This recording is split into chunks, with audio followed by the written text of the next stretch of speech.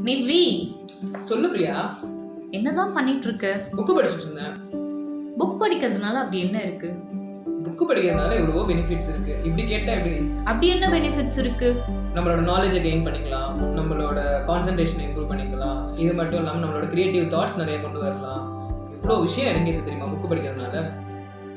Okay, so book படிக்கிறதுனால இவ்வளோ பெனிஃபிட்ஸ்னா அப்போ கண்டிப்பாக படிக்க வேண்டியது தான். அஃப்கோர்ஸ் இதை நீ யூட்டிலைஸ் பண்ணிக்கிறதுக்கு தான் நம்மளோட ட்ரஸ்ட்டில் இன்னொரு ஆப்பர்ச்சுனிட்டி கிரியேட் பண்ணிக்கணும். புக் டொனேஷன் ட்ரைவ்னு சொல்லிட்டு கமிங் ஏப்ரல் 23rd 27th வரைக்கும் கனெக்ட் பண்ணுவோம்.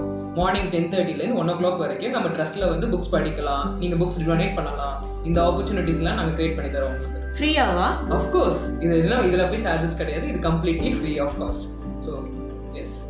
ஓகே, இதில் என்ன கைண்ட் ஆஃப் பீப்புள்ஸ் வந்து படிக்கலாம்? எனி ஏஜ் கேட்டகரிஸ் அந்த மாதிரி இருக்கா?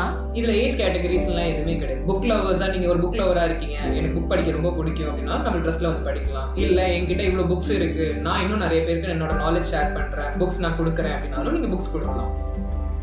Super super. ஸோ நானும் வரேன், உங்களோட லேர்னிங் பார்ட்னராக நானும் ஜாயின் பண்ணுறேன். ஆஃப்கோர்ஸ் ஆல்வேஸ் இருக்கு. தேங்க்யூ.